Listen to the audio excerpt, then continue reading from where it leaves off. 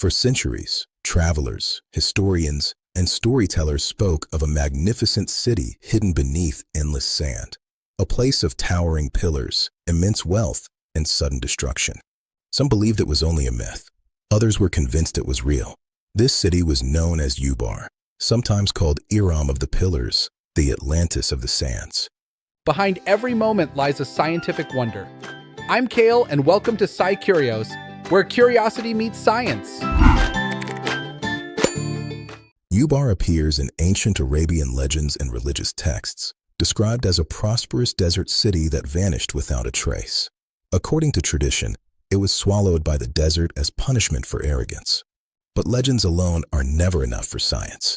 So the question remained, was Ubar a metaphor or a real city buried beneath one of the harshest environments on Earth? To answer that, we need to understand the desert itself. The Rub al-Khali, also known as the Empty Quarter, is the largest continuous sand desert on the planet. It spans parts of Saudi Arabia, Oman, the UAE, and Yemen. Temperatures can exceed 50 degrees Celsius, and sand dunes can reach the height of skyscrapers. For archaeologists, this environment makes traditional excavation nearly impossible. Yet thousands of years ago, this desert was not empty. It was crossed by caravan routes that transported one of the most valuable resources of the ancient world, frankincense. This fragrant resin was worth more than gold and was traded across Arabia, Egypt, Rome, and India. Any city that controlled these routes would have been incredibly wealthy. Ancient texts repeatedly mention Ubar as a major hub along these trade networks.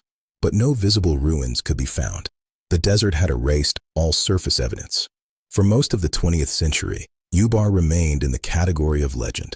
Everything changed with space technology. In the late 20th century, scientists began using satellite imagery and radar sensing to study Earth's surface beneath sand. Radar waves can penetrate dry desert sand and reflect off buried structures and compacted soil.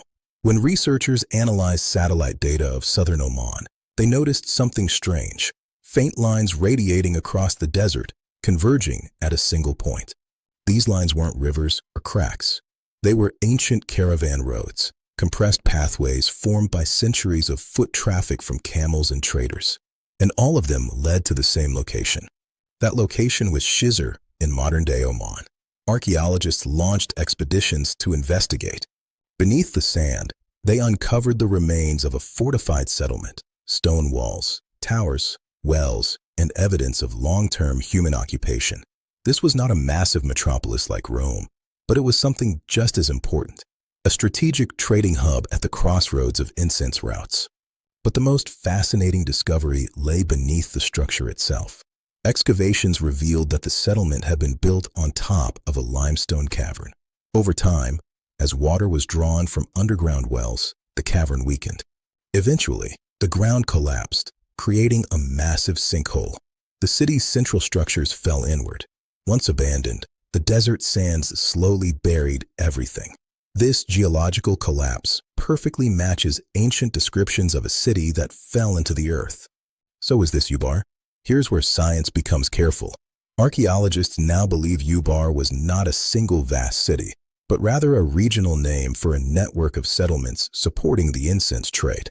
Shisr may have been one of its key centers, a physical anchor for a legendary place remembered in stories. In other words, the myth wasn't entirely wrong. It was just simplified by time. Ubar teaches us something profound about human history. Civilizations don't always disappear in flames or wars. Sometimes they vanish quietly through environmental collapse, resource depletion, and shifting trade routes. And when nature takes over, it can erase nearly everything. But not quite everything. Thanks to satellites orbiting hundreds of kilometers above Earth, we can now read the faint fingerprints left behind by ancient people. Roads invisible to the human eye, cities swallowed whole by sand, legends grounded in geology and physics. The story of Ubar is not just about a lost city. It's about how science gives us new tools to question myths, and sometimes to confirm that they were telling the truth all along. If a city can disappear beneath the desert for 1,000 years, what other histories might still be hidden beneath our feet, waiting for the right technology to find them?